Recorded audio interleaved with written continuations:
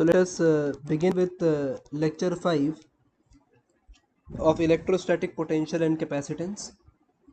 So we are dealing with a few problems based on the previous lecture, that is lecture 4.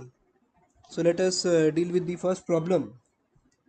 So it is stating, in a parallel plate capacitor with air between the plates, each plate has an area of 6 into 10 to the power minus 3 meter square and the distance between the plates is 3 millimeter. Calculate the capacitance of the capacitor. If this capacitor is connected to a 100-volt supply, what is the charge on each plate of the capacitor? So if we consider the given data, so I can say that the area of the plates of the capacitor is 6 into 10 to the power minus 3 meter square, and the separation between the plate is equal to 3 millimeter, which we can write as 3 by 1000 meter. So we have to determine the capacitance of the capacitor. So for the parallel plate capacitor, we use the formulation C is equal to epsilon naught A by D, and from here we obtain a value equal to 8.85 into 10 to the power minus 12 into area, that is equal to 6 into 10 to the power minus 3 upon D, that is 0.003. So this value will be in farad. So over here we obtain a value equal to 17.71 into 10 to the power minus 12 farad, which can be written as 17.7 picofarad. So the next question that is asked is, what is the charge on the plate of the capacitor when it is connected to 100-volt supply? So when it is connected to 100-volt supply, we calculate the charge on the capacitor following the equation Q equal to CV, and hence we write it as 17.7 into 10 to the power minus 12 farad multiply by the potential difference, that is 100-volt supply. So we will get the value in coulomb. So from here we obtain a value of charge which is equal to 1.77 into 10 to the power minus 9 coulomb. So this is going to be the answer for the charge stored, and this is the value of capacitance for this particular question. So let us deal with the next problem. So this is asking what would happen if in the previous question a 3 mm thick mica sheet, that is having dielectric constant equal to 6, is inserted between the plates. And the next part is, when the voltage supply remains connected, and the B part is after the supply was disconnected. So if we consider this problem, so we say that before the insertion of dielectrics, so before the insertion of dielectric, we are dealing with two separate cases. So we are dealing with the first case in this manner, when the voltage supply remains connected. So first of all, I am writing that the initial value of capacitance, that is initial capacitance which we have obtained, can be written as 1.77 into 10 to the power minus 11 farad, and now the new capacitance or the final capacitance after the insertion of dielectric will become equal to K times the initial capacitance, where K for this question is given to us as 6. So this will become 6 times of 1.77 into 10 to the power minus 11 farad, and the value can be written as 106 picofarad. So we'll attain a value equal to 106 picofarad. Now the question is saying when the supply voltage remains connected.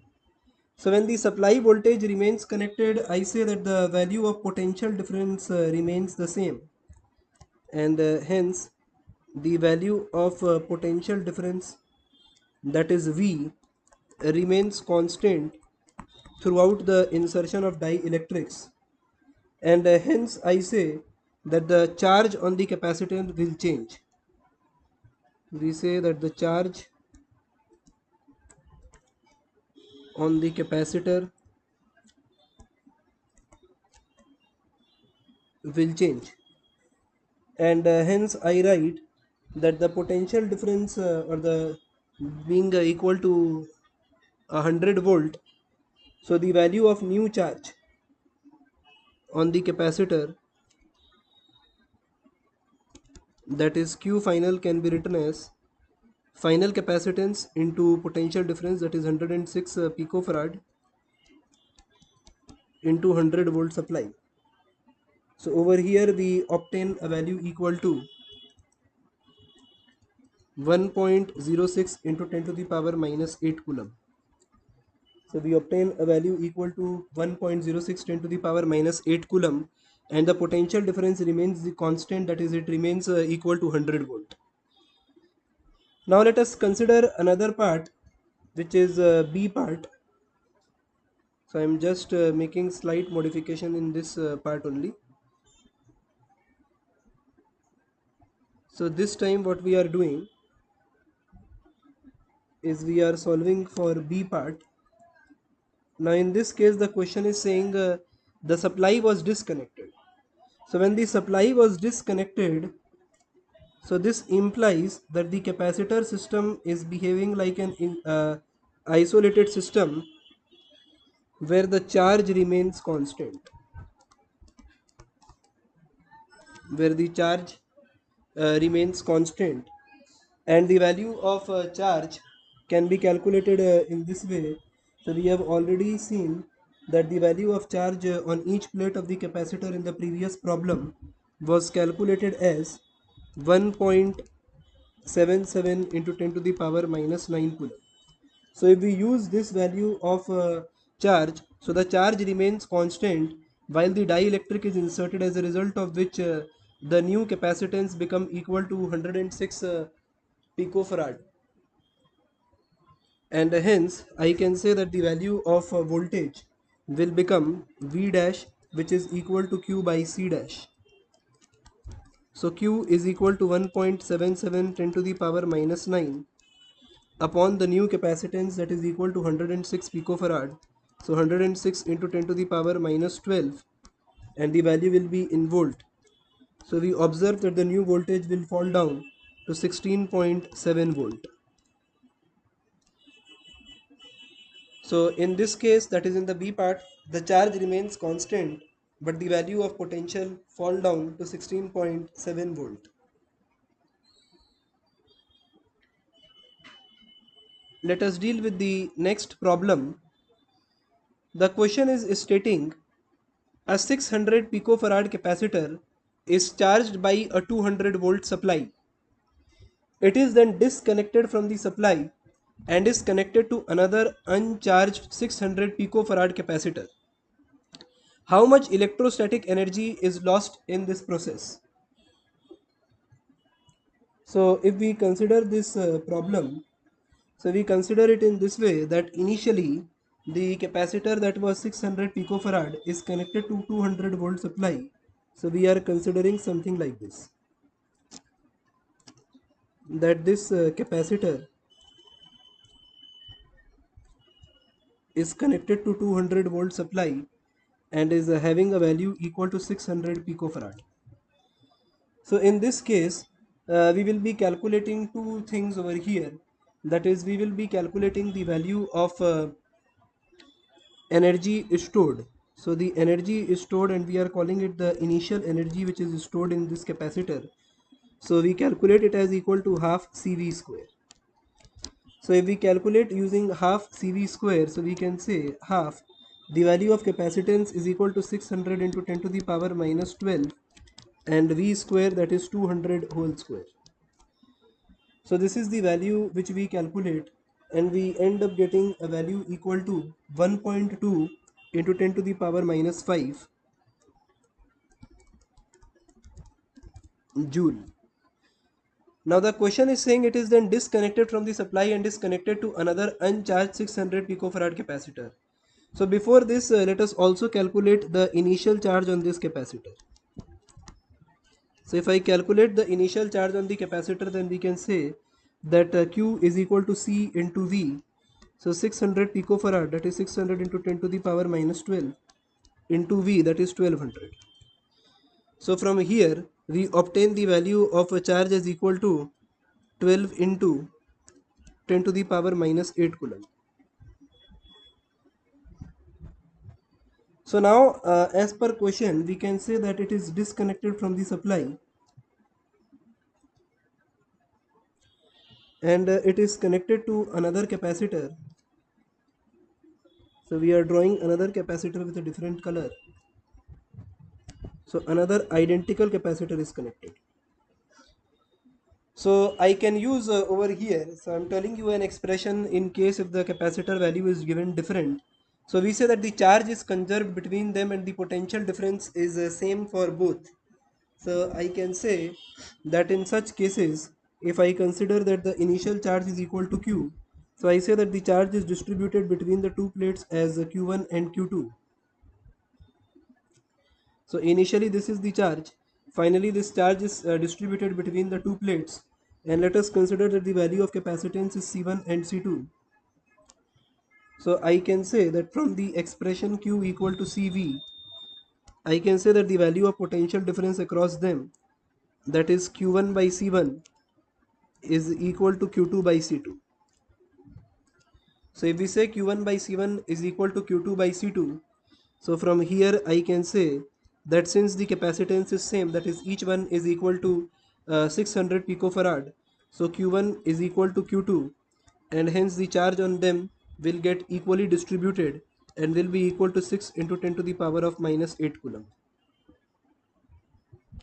So now if we wish to calculate the energy which is stored in the system finally, so I can say that the final energy stored in the system can be written as Q square by 2C,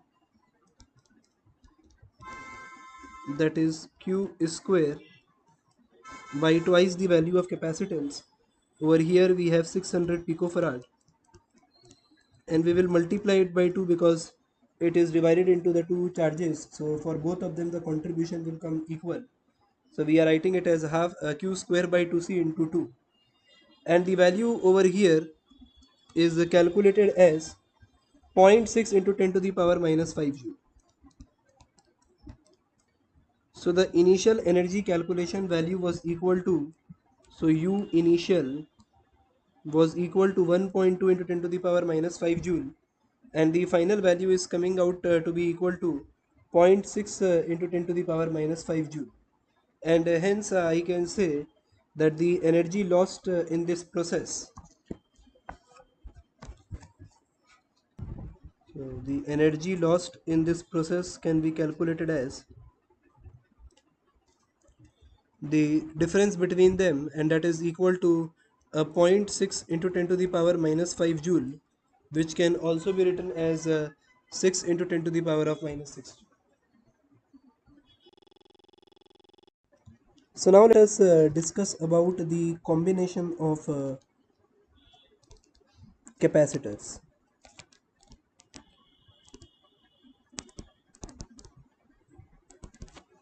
So when we are dealing with the combination of capacitors, we are dealing with two aspects. The first one is a series combination, and the another one will be a parallel combination.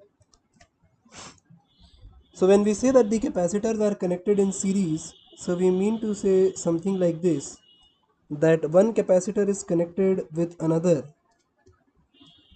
in this fashion, and the entire network is connected to a common DC source which is having a potential difference V. So if I say the capacitance of each capacitor is C1, C2 and C3 respectively, so when we say we intend to find an equivalent capacitor, so I mean to say that I wish to replace this entire system of capacitor with a single capacitor which will give us the same effect as the combination of these capacitor. We call it as C series, that is CS, and it is connected with the same potential difference, that is V. So if we say that these points, we designate these points as point A, point B, point D, and point E respectively. So over here, when we have replaced all these points, so we will be left with A and E respectively.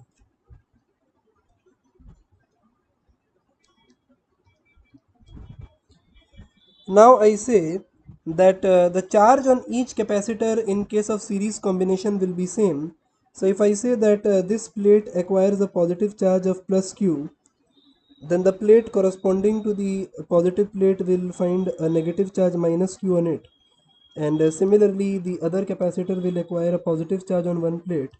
The another plate on that capacitor will be negatively charged. So in this way, I say that the charge on each capacitor is same. But potential difference across them may be different. Over here also, I say that the charge on this capacitor is equal to plus Q, and on the other plate the value is minus Q, so the charge on the capacitor is equal to Q. So if I write the equation of potential difference, so we are using the expression Q equals CV. So from here I can write V equals Q by C. So if I write the expression of potential difference for each capacitor, then I can write it in this fashion: VA minus VB, that is potential difference, is equal to Q by C1. For the other capacitor, I write VB minus VD is equal to Q by C2, and then I say VD minus VE is equal to Q by C3. So if we add all these equations, so on adding all these equations, I am seeing that we are slashing out VB and VD respectively, such that we are left with VA minus VE, and that can be written as Q taken common 1 by C1 plus 1 by C2 plus 1 by C3. So over here, for this equivalent capacitance, I can write that VA minus VE is equal to Q by C series. And if I equate this expression and this expression, so we have the result, that is we can cancel out Q, and I can write it as 1 by C series is equal to 1 by C1 plus 1 by C2 plus 1 by C3. So this is the result we were looking for. So if we wish to replace this capacitor system with a series capacitance of a single value, so we can do it in this way. The things which must be kept in mind is, in case of series combination, the charge on each capacitor is same. And the another point which must be kept in mind is the potential difference across each capacitor in case of series combination may be different. When I say may be different, I mean to say that if C1 equal to C2 equal to C3, then I am saying that all these expressions will give us the same value, that is VA minus VB will become equal to Q by C, VB minus VD will become equal to Q by C, and hence I can say that the potential difference across each capacitor will become equal. So that is the reason why I said that the potential difference across each capacitor may be different. So it will be same only in case when C1 equal to C2 equal to C3. Otherwise, the potential difference across each capacitor in case of series combination will be different. So now we will be dealing with parallel combination. So we are dealing with parallel combination of capacitors.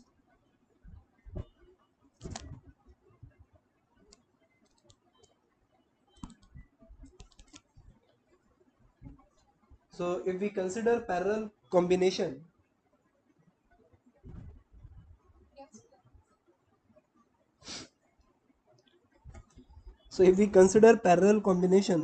so we are considering something like this, that the capacitors are